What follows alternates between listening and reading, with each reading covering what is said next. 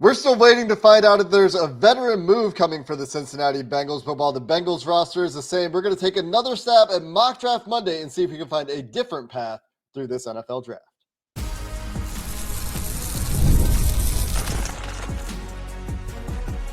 You are Locked On Bengals, your daily Cincinnati Bengals podcast.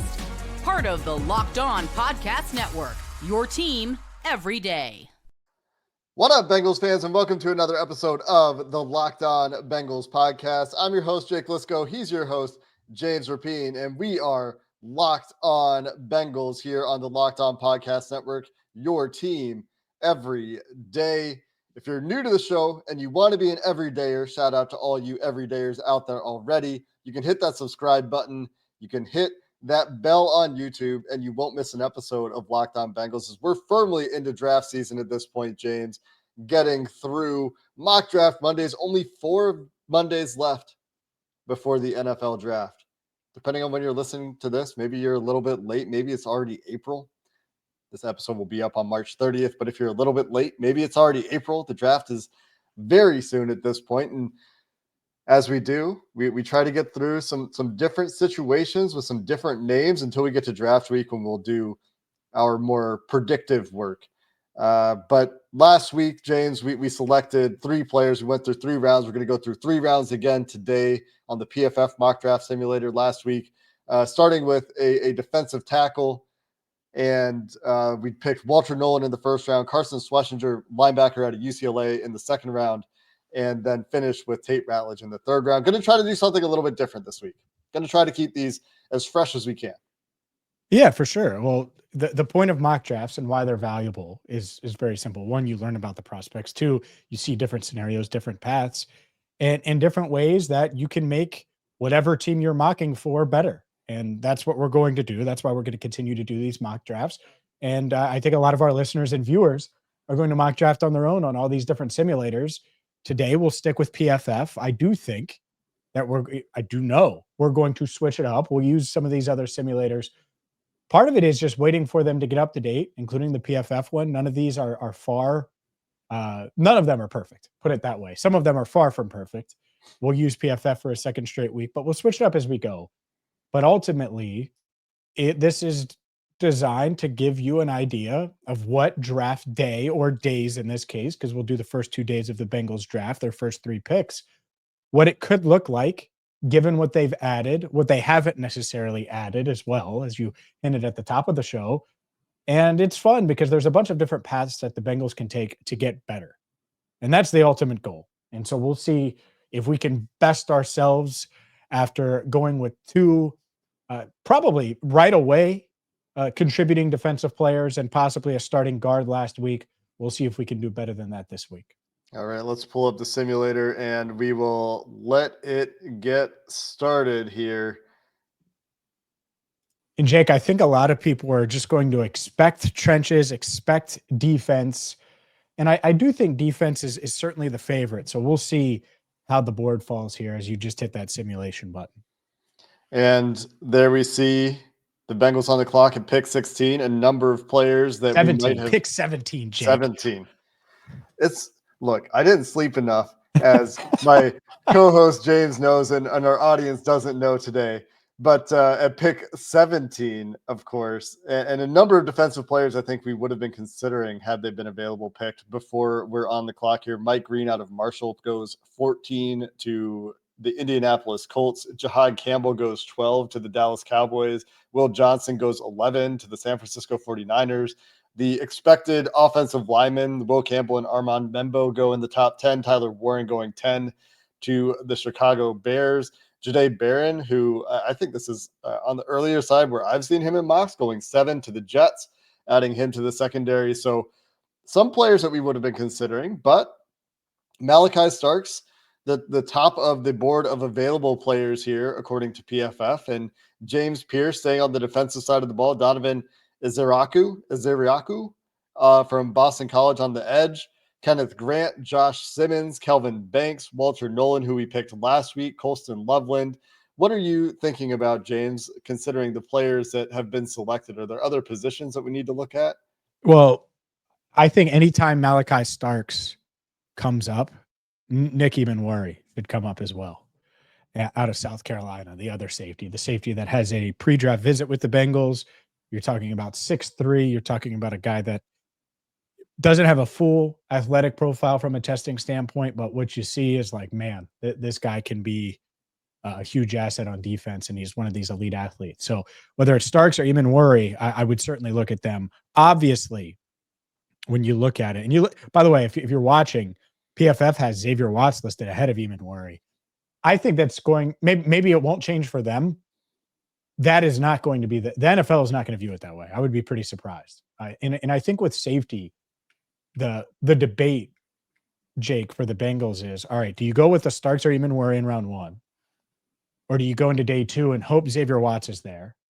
And if it's not Xavier Watts, do you go after Kevin Winston Jr. out of Penn State, someone who just ran, and we may run into him in a second in round 2, but just ran a 4.45 to 4.5 40-yard dash, 5 months removed, 5 months into ACL rehab, and is expected to be ready to go for training camp. Like, that's someone that you would certainly consider at safety. So I think safety is intriguing, but some other options as well, especially with James Pierce Jr. on the board, an edge that I know a lot of people are interested in. Yeah, probably at 17, the guy with the best juice / production profile and does have some ability that he's shown against the run. The issue with James Pierce is going to be, is he just a third down player early in his career? Is he a passing down only player early in his career? Are you okay with that in the first round if you're the Cincinnati Bengals,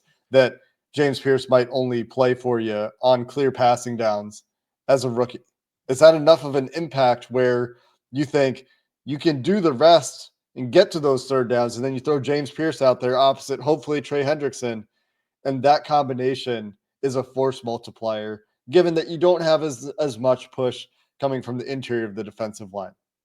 And on the topic of the interior of the defensive line, I think Kenneth Grant and Derek Harmon, who's pretty low on the PFF board, maybe this is where he ends up going the back half or the last few picks of round 1. Derek Harmon at 30 here. Those would be the guys you'd be thinking about if you're looking at interior options. But as far as adding an edge rusher with juice, I think that conversation, given what's available to us here, is James Pierce. But the question there, of course, is that there's a lot of potential character whispers or flags that the teams will know about much better than we will. We might get some insights when certain draft guides like the Beast from Dane Brugler comes out, which always has great insight in it. The other thing that I think we would have to consider here, James, is there an offensive lineman that is worth this pick? Well, before we do that, we got to mention Shamar Stewart. He's just because we don't just because we don't like him doesn't mean that the Bengals won't love him. And you're talking about a 6'5", 280-pound edge rusher that might not have the production you're looking for, but checks a lot of boxes. And the Bengals could certainly be in on him at 17. And he was 9th on Dane Brugler's top 100 that came out pre-combine. When the Beast comes out, we'll see where he ranks. But it would not shock me one bit if they're like, man, this guy, yeah, he might not have the production, but he's got everything else, and we can get that production out of him. Now, is that the right strategy or not? I don't, I don't necessarily think so. And I think a lot of people who follow this closely feel that way. At the same time, I think we'd be doing a disservice if we didn't mention him. He fits into the age bracket that the Bengals draft to. He is going to be 21 and a half on draft day. So will turn 22 sometime in his rookie season.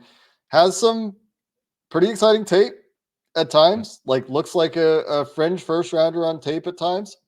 I think the tape grade is going to come out a little bit higher than Miles Murphy for the spreadsheet that Joe Goodberry and Mike Santagata and draft guy Jared all contribute to, especially when it comes to the trenches. So it is important to not erase Shamar Stewart when we go through this exercise, even if we won't pick him necessarily, unless he's much more connected to the Bengals. You're right that it's good to bring him up. But I do want to still talk about these offensive linemen, because I think these are options that we do need to consider. Josh Simmons, very interesting. Kelvin Banks, very interesting. And then I think we can talk about Gray Zabel a little bit.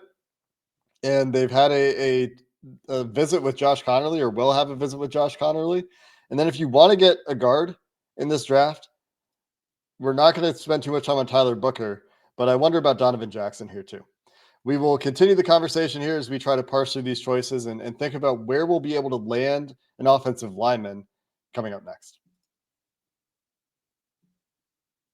Today's show is brought to you by FanDuel. Right now, new customers can get $200 in bonus bets when your first $5 bet wins. And March Madness, well, we're down to the final four. Maybe you think Duke and Cooper Flag, they're just going to continue to roll. Maybe you think it's going to be Florida. Maybe you think, well, that it's going to be one of the other teams. I know people were heartbroken about Kentucky. A lot of people had the St. John's going all the way. Well, regardless, your bracket's busted, or if it's still alive, you got to get in on all the fun with FanDuel. And it's not just March Madness, of course, whether it's NFL futures bets, whether it's the Reds and Major League Baseball, the NBA playoffs right around the corner. Take advantage of America's #1 sports book. And this offer, where new customers get $200 in bonus bets when your first $5 bet wins. The FanDuel app is simple to use.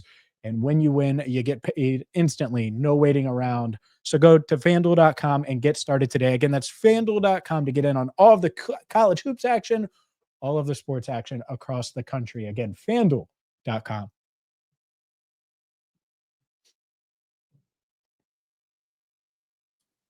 All right. How are you feeling about offensive linemen here, James? I filtered, for those watching on YouTube, down to those offensive linemen. As you can see, Josh Simmons, Kelvin Banks, Gray Zabel at the top, Josh Connerly, Tyler Booker. There's Donovan Jackson, who PFF has all the way down at 67. But despite where he's ranked on PFF's board, with a big board ranking of 67 and an ADP of 53, you're never getting him in the second round. I'm not advocating for Donovan Jackson in the first round, to be abundantly clear, especially if there's no trade back, but he might not make it to you, and I would say is unlikely to make it to you in the second round. Yeah, I think the two that I would be interested in the most are the two at the top. You know, Josh Simmons and Kelvin Banks Jr. I think those are the two guys you look at, and which one do you think projects to be the better guard? That's it. Like, I get it. The Bengals value offensive tackle. To me, they don't need to be thinking about life without Orlando Brown Jr. yet. Maybe I'm wrong on that. But to me, Simmons, he's got the ACL tear. But before that, you're talking about a guy that's probably like maybe OT1, like is really close to that, depending on what you think of Will Campbell before that happened. And so are you comfortable with him at guard? If so, and you're comfortable with the medicals, it might be Simmons. If not, you may also say, hey, Kelvin Banks Jr. projects to be a better guard anyway. And that's the question for me. So those are the two there. That's where I would be with these two guys. And I'd be open to it. I think we go this path. I think this is the path we go down. At some point, we will go safety. A lot of people, I think, would say trade down at this point. But the guard in round one, and that's exactly what either of these guys would be, totally down with it right now. Yeah, I think the Simmons is a patellar tendon, by the way, not an ACL. Just a small note there was. What did I read? PFF says ACL. Yeah, so patellar tendon. It's a little scarier, I would say. Maybe there is also an ACL that I'm not familiar with. I've only heard the patellar tendon discussed. Kelvin Banks, though, projecting to guard is an interesting idea. He's another young player, just over 21 years old. Josh Simmons, over 22 years old by the time the draft comes around. So if we're sticking with what we think the Bengals would narrow themselves down to based on age ranges where they don't like to draft players older than 22 in the first round, then that would lean you toward Kelvin Banks here if we wanted to eliminate potential injury concerns. Although Josh Simmons did go through a little bit of a workout at Ohio State's pro day where he was moving despite that knee injury, indicating that hopefully that recovery is on schedule for him. You could just take Kelvin Banks here. Yeah, I think, and we can do that. I think you're right. It is patellar tendon. And just reading, there was an NFL.com article on March 2nd. He's way ahead of schedule, expected to be ready for the start of the 2025 season. So let's not rule out Josh Simmons. It very well could be the pick. I think he projects on paper without the health part of it. Like if you want like a tackle down the line in the NFL, I think Josh Simmons makes more sense, right? From that standpoint. If you're looking for the best guard right now, I think Kelvin Banks Jr. is probably that. Now that might not be fair, but I'm totally comfortable with Banks. I say we roll with him and see what happens. Let's make a pick here. If you Kelvin want Banks to, Jr. for all the Ohio State fans out there, just pretend we picked Josh Simmons here. Pretend that there's no knee issue, right? I can already hear you in the comments talking about how we should have picked the Ohio State guy, and Simmons did go just a couple of picks later here. But let's see who our options are at pick 49, James, where Donovan Jackson, like I said, doesn't make it to you in the second round of this simulator. James Pierce going all the way down at 41 in the Close. PFF simulator at this point. Xavier Watts gone. Tyreek Williams gone. After we just talked about James Pierce in the second round in Matt Miller's mock draft late last week. But Josh Simmons goes 25, Gray Zabel goes 26, Malachi Starks 27, Derek Harmon 29, Colston Loveland 31, Tyler Booker 32. So guard, I'd say pretty picked over for second round options. Like if we were to look at who's available here on the interior offensive line and tackle, Ariante Ursary, who the Bengals do have a 30 visit scheduled with or have had, is the top of the offensive line board. Ozzie Trapilo, Marcus Mbo, also there on the offensive line. If you were thinking about getting an offensive lineman later here, but if we shift our attention, Trapilo, I'm pretty sure. If we shift our attention as we're learning names for prospects that we will one day learn or not learn, depending on where they're drafted. I feel like the Boston College offensive lineman named Ozzie is not a last name we'll be saying very often if he does not get drafted by the Bengals. But speaking of names, Princely Umanmielen from Mississippi, Braden Swinson, if we're looking at defensive players here at the top of the PFF board. What else should we be looking at here, James? Well, I mean, this is where you're looking at safety. I think you're looking at certainly edge, defensive line in general. I mean, there's a bunch of spots there, and you look at safety, and this is where it gets interesting because I think Kevin Winston Jr., everyone says, oh, well, get him in round 3. I don't think he's going to be around for the Bengals in round 3. Andrew Makuba is another one out of Texas to keep an eye on as well, safety-wise. But Winston, you wait till round 3, he's probably gone. So I think that's something you take into consideration. Out of Ole Miss, you know this guy's name? It's Princely. Either way, the edge out of Ole Miss. The Bengals were there, by the way, at Ole Miss's pro day, so they watched Princely work out. And Braden Swinson, another edge rusher at the top of the board. And then after that, you're looking at Ohio State. See, we could redeem ourselves. We could go with Ohio State here. Mm-hmm. Whether it's Jack Sawyer or JT Tuamilo. And I think Jack Sawyer has the fan base split so much because there are a lot of people that want him as early as 49 and others that want to stay far, far away. I'm not really in on him at 49. I think that's a tad early. But, yeah, those are the guys that stand out right now at edge. Jared Ivey is a name that I think the various boards around the NFL are going to have lower than potentially where the NFL will see him. Another Ole Miss player, Jared Ivey, is a bigger guy, listed 285 here, according to the PFF board, 6'6", 280, 285 in that range. Can certainly kick inside and has the size that you would be looking for outside. And while he's lower on the PFF board, we don't have to pick him here. I do think that he's potentially lower on these boards in the NFL. We'll see him. If you're thinking about defensive interior options here, Omar Norman Lott from Tennessee, Shamar Turner are the highest guys on the PFF board. You go down a little bit further, you get CJ West, Alfred Collins, who are two players that I actually like a little bit better, but you're never getting in the third round. Yeah, I like CJ West. Yeah. Other than that, I mean, you could go linebacker. It doesn't really feel like it doesn't feel like it makes sense. Corner makes sense for sure. Benjamin Morrison out of Notre Dame. That's one that's interesting. Your guy, Trey Amos, gone at 44. He might not make it that far. Amos? He might not make it that far. We'll see. Darian Porter out of Iowa State still on the board as well, is 58th overall on PFF's board. Yeah, a bit of a run before the Bengals pick here that are a bunch of players I'd love for the Bengals to pick at 49 between Donovan Jackson, Trey Amos, Landon Jackson, Maxwell Harrison. I actually don't know how his name is pronounced. Ravel from East Carolina. I know his name is not pronounced. It's not pronounced like that. It's not pronounced how it's spelled. I do know that. And James Pierce going at 41. So a number of players that I'd be very interested in for the Bengals going in that stretch. Do we want to go edge rusher here? You were talking up Braden Swinson to me before we started recording.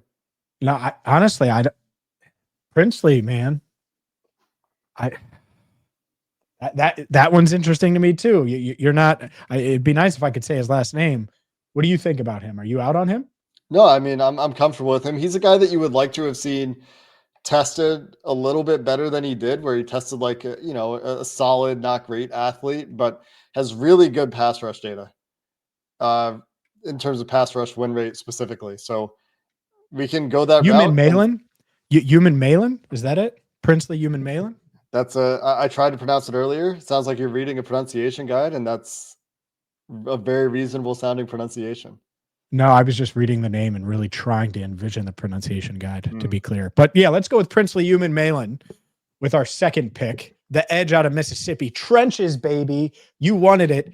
You got it with our first two picks. We'll see what the simulator says for us and do our third round coming up next.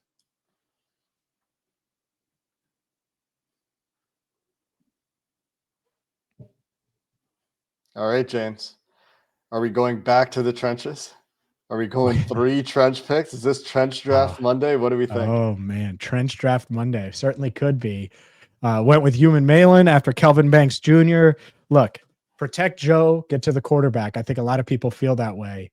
What Jake is controlling the sticks here. Obviously, Ozzie Trapillo is the top player available right now, because why wouldn't he be? Josh Farmer, Jordan Phillips, Elijah Roberts. So the top 4 are all trench. Then you got Jared Wilson out of Georgia. And then he fell.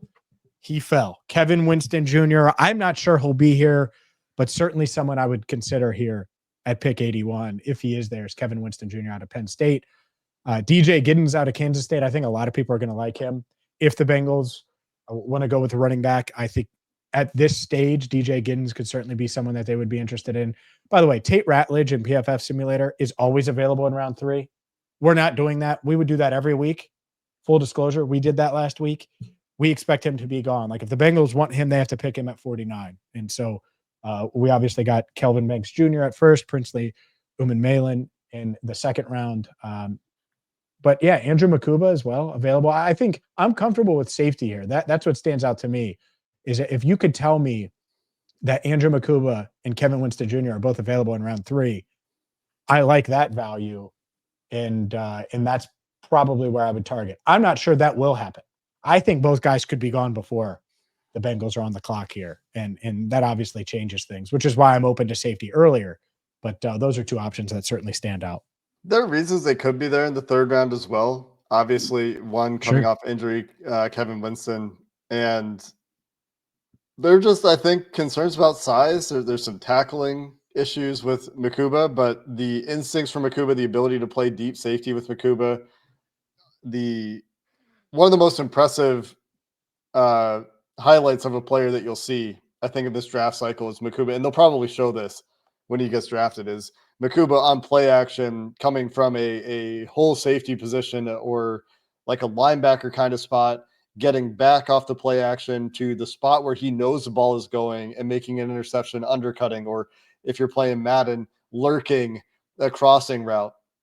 And that's a very impressive play to make for the safety. The other thing I wanted to point out here, as I might argue for Makuba here, although I'd be open to Kevin Winston as well, certainly, is the number of guard options that are available if if things break the way the PFF board has it here between Ozzie Trapillo and Jonas Savanaya from Arizona, a tackle prospect who could play guard, Wyatt Millam, a tackle prospect from West Virginia, who I think is probably playing guard, and a guy the Bengals are bringing in for a visit, in Charles Grant from William and Mary, who could certainly kick inside to guard.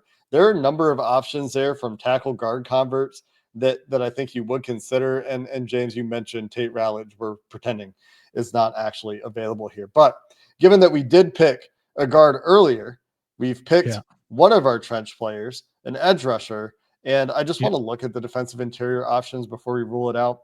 Joshua Farmer, Deion Walker, both Deion really Walker's standing interesting out to me. Yep. Jamari Caldwell, a player that is near and dear to my heart, of course. People know that follow me on Twitter. And JJ, I think it's Peggy's. I don't remember the pronunciation there, but played a lot of offense in that Mississippi defense or on that Mississippi team. played offense in that defense. Played offense for Mississippi in addition to his role in the defensive line. Really high motor player and scored a bunch of touchdowns as an offensive player as well. A really fun player who I think can provide some value as on the defensive interior. Maybe you can get him on day 3 though. I think it's Pegues. I want to say. I want to say. I might be wrong on it. I need these draft simulators to start including a pronunciation guide as well. Pegues. Yeah. Deion Walker. So like, it's very like, I wonder if they would just be like, man, round 3, we get there's some risk. He's a freak. Let's get him in here. Right. Like, I think that's one I'm considering here. I wouldn't be mad at them, and who would. All right. So the value says that there's quality guards on the board. We'll take another guard. I wouldn't be mad at that. I'm not going to get mad at them if they go Ozzie Trapillo right now and they roll out. I mean, because if you take Kelvin Banks Jr., like, he should give you some position flex, and so theoretically, so should Trapillo. So this idea that, oh well, you can only go with one guard, I'm open. Like, if you're leaning guard, like, I'm very much open to that, because you add 2 young, promising offensive linemen. Usually one's going to hit. I think there's a lot of reasons to believe Kelvin Banks Jr. could be a hit. I think there's a lot of reasons to think that Ozzie Trapillo could be a hit. And I'm not going to riot if you don't take a safety in the first 2 days of the draft. I'm not going to riot about it. I'm not saying that that's the route I would go. Also not going to be mad, because if you want to go trench. So I'm fine kind of completing the trifecta here and making this a trenches. This is not on brand for me, Jake. So this might be time to take advantage of it, but the trench thirst, let's quench it a bit here. On my I was, like I said, I was going to argue for Makuba, Texas safety, get some playmaking, no doubt, an athletic, anticipatory player in that secondary that could use an infusion of talent. It could also use pass rush help. Pass rush efficiency certainly is a force multiplier a bit for your secondary. Between those guys, I also want to give a shout out to Elijah Roberts here, another big edge player from SMU, listed at 295, can kick inside. So those kinds of players, Elijah Roberts, the SMU option, not DJ Ivy, Ivy from Mississippi, Jared Ivy, is that? Yeah, Jared Ivy. Yeah. Are the 2 larger day 2, early day 3 kind of area edge players that I think are interesting to consider. And like I said, when we were talking to Mike Renner, when we did our first draft episode, our draft primer with Mike Renner, he said that his favorite fit in the draft was Jared Ivey to the Bengals in the 2nd round, which I just find interesting. So we have to find a way to decide here, James, about double dipping at guard, or are we going with the safety? Because those are the 2 options in my mind. Okay, so there's the 2 options. All right, so we're rolling out. Wait. Hold on. How are you not talking more about DJ Giddens? I know we don't want to spend too long here. I mentioned him. I said I know this you is where did. you would pick. What? I'm just surprised there's not more. Because here's why. One, I would be all about playmaker. Everyone knows that. And if they take DJ Giddens in round 3, I'm going to praise it because he's a hell of a football player. I also understand that you can make the case for other guys right here. That being said, I think this idea that they wait until round 6 to address running back, like everyone's doing in their mocks, is pretty unlikely. Like, I think that they're going to like some of these guys and say, man, DJ Giddens would have been RB4 last year, or RB1 last, and it might not be Giddens, but you get my point. One of the Ohio State backs, or I keep putting it out into the universe, Ashton Genty falls, and he won't, but that's certainly something I'd be more than open to if Giddens is there in round 3. So yeah, I mean, if you want me to make the case, I can, but I was trying to look at it and say, all right, well, who's the best available? And I do think if you look at the best available and look at what the Bengals are in the market for, I think they would probably go today. I think they go safety. I would probably prioritize playmaker or another trench player, given what they've done or haven't done to this point. And so my short list would probably be one of the guards would be Deion Walker, or DJ Giddens or one of these playmakers. And that would be kind of how I would think things through. But again, I would have done some different things to the roster to not be in this point right here. But yeah, DJ Giddens would be a good pick. Yeah, I mean, if we're talking about playmakers and opening it up that way, if we felt better about the roster, we would be talking about Jalen Noel. We will be talking about Jalen Royals, these wide receivers right now as potential slot options. But given what we are talking about, Andrew Makuba is still a player that I'm very interested in here. But Charles Grant, if we're talking about a guard, let's introduce this name and spend a little bit of time with it here. Maybe we pick Charles Grant, a player the Bengals are bringing in for a visit, has the highest film grades out of any of the available guard options here, although Jonah Savania is a close second in that category. Or might actually even have the edge by a little bit, but Charles Grant with the data to back him up, and a player the Bengals are bringing in for a visit, I don't think that you can likely get him in day 3. And so if we wanted to go for a player that we know the Bengals have had contact with, we know the Bengals like to draft players they've had those 30 visits with, we could say it's Charles Grant here.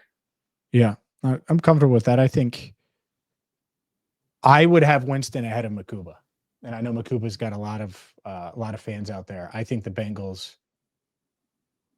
You look at what Makuba brings, and then you look at Winston. I think that they'll prefer Winston. I'm not sure on that. I think there's a lot to like, and just because he's coming off of a knee, injuries happen, especially if you're a sub 200-pound safety, by the way, and the tackling factor and all of those things is huge. But he certainly could patrol the back end, and so I think those two guys certainly on the radar here. But let's do it. Let's complete the trench thirst and go with Charles Grant, baby. And Kelvin Banks Jr., Princely Umanmielen, and Charles Grant. The trench thirst, well, hopefully has been quenched a little bit, Jake, because we certainly went all in on the trenches this mock. I can't wait for PFF to kill our 3rd round pick when we see the grade on it. They don't like our pick of Kelvin Banks either. They wanted us to pick the defensive tackle, especially given that we'd already picked a tackle, and they're not considering these tackles guards. So of course PFF hates the picks, but Kelvin Banks, Princely, and Charles Grant. And I think the interesting thing about this particular mock, James, is it shows us a path where perhaps the 1st round guard isn't maximizing value. Maybe it is. Maybe both of these guys hit, and now your offensive line just has 5 quality players on it, right? If Charles Grant can play one of your guard spots and Kelvin Banks can play the other, and they both have tackle experience, that's awesome. William & Mary, Charles Grant might need a year. That's not uncommon for small school players making that jump to the NFL. But if you get a player that can contribute in the pass rush, you get a player that can start on the offensive line, awesome. And maybe that's more argument to the safety conversation or the running back conversation or even the wide receiver conversation in the 3rd round, where you feel like you have a couple of starters or rotational players in Kelvin Banks and Princely, and then you want to get somebody else that's going to make that instant impact a little bit more. Maybe that's what pushes you in the direction of one of those safeties or one of those playmakers on offense. Yeah, I think exactly right. And this does show it. And that's a good way to put it. Like if we're talking Nick Emanwari, Princely Umanmielen, and Charles Grant, or insert guard, your Ozzie Trapillo, or whoever you were thinking there. Well, now it feels pretty balanced. It feels like you added 2 defensive playmakers. You addressed your offensive line at the same time. Is anyone going to complain if Charles Grant and Kelvin Banks Jr. are both hits? Heck no. Add the linemen and add more linemen. Like maybe Charles Grant is your swing tackle this year, or maybe Kelvin Banks is your swing tackle this year, and it goes the other way. Like who knows? Maybe both start at guard for you right now, and you certainly hope that Princely Umanmielen can bring some of that pass rush juice. Easy for me to say. Regardless, though, I do think that this showed sort of the path, and I would be pretty surprised. Maybe I'm wrong. I would be surprised if Winston and Makuba are both there in round 3. I think Winston, he's going to have a lot of, when you look at his size, you look at some of the traits, I think he's going to have some big fans, including the Bengals, in the NFL ahead of the draft. I think that both of those guys will have fans, but I do think there's a chance. There's a chance. No doubt. But I'm not trying to dismiss it. I think a lot of people just assume, we'll get Winston round 3. And it's like, all right, well, Yeah. Relax, because everything that everybody's seeing that's great value. The whole league sees that. Mhm. The whole league seeing Winston and Makuba and the positives that come with both of those guys too. Yeah. And the whole league wants to trade back. That's the other thing. The 'Cause whole there obviously trade back opportunities there throughout this draft for us. But that's going to do it for this episode of the Locked On Bengals podcast. You can tell us how much you love or hate the draft, but just pay attention to the reasoning is all I'm asking in the comments. Until next time, thanks for listening.